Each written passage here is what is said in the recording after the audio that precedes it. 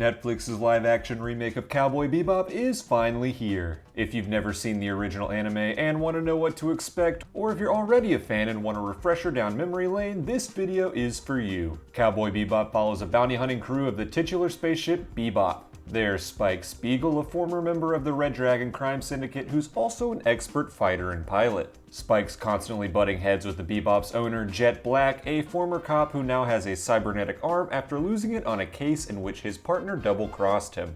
At first, it's just Spike and Jet on the Bebop, but they quickly begin acquiring new members. Faye Valentine invites herself onto the crew, and her larger-than-life personality is constantly at odds with Spike and Jet. It's revealed that Faye was actually in an accident 54 years prior and was only recently woken up from a cryogenic sleep. She has little memory of her previous life, making her completely unfamiliar with her new futuristic surroundings and is in severe debt to cover her medical expenses. The crew also picks up Ed, a free-spirited teenage girl who also happens to be a computer hacking prodigy. And of course, we can't forget about Ein, a genetically enhanced Welsh corgi that Spike brings aboard the Bebop after a failed bounty. While the series does have an overarching storyline, the majority of the episodes, or sessions as the series calls them, are episodic in nature, featuring one-off bounties or missions. And that's where a lot of the fun is to be had. There's a bounty on a sinister old man in an 8-year-old body. The crew fights a terrorist who uses teddy bears as explosives. There's a whole homage to blaxploitation cinema that also features the crew on hallucinogenic mushrooms. And in one of the most adored sessions, Spike heads to the Spaceland amusement park to face off with the seemingly unkillable assassin Pierrot, whose genetic alterations had regressed his mind to that of a child. The series' overarching story revolves around Spike's past with the Red Dragon Syndicate and his violent rivalry with his former partner Vicious. If you've never seen the Cowboy Bebop anime and don't want to be spoiled, now would be a good time to pause this video as spoilers for the end of the series are coming. Before joining the Bebop crew, Spike was a member of the criminal Red Dragon Syndicate but fell in love with his partner Vicious's girlfriend Julia, who he conspired with to run away from the Syndicate and start a new life together. When Vicious finds out about this plan, Julia goes into hiding and Spike fakes his own death before starting his new life as a bounty hunter aboard the Bebop.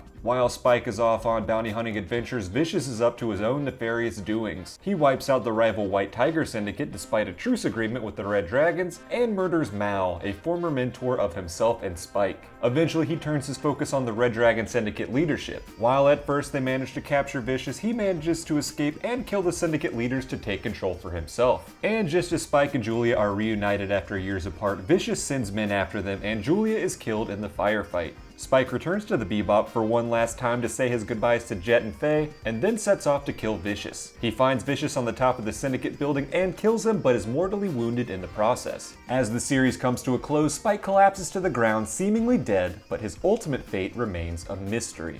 And that's everything that happened in the original anime of Cowboy Bebop. Let me know some of your favorite moments in the comments below, and what are you most looking forward to seeing in Netflix's live-action adaptation? Like this video if you found it helpful, subscribe to this channel for more content like it. That does it for me in this video, but I'll see you in the next one.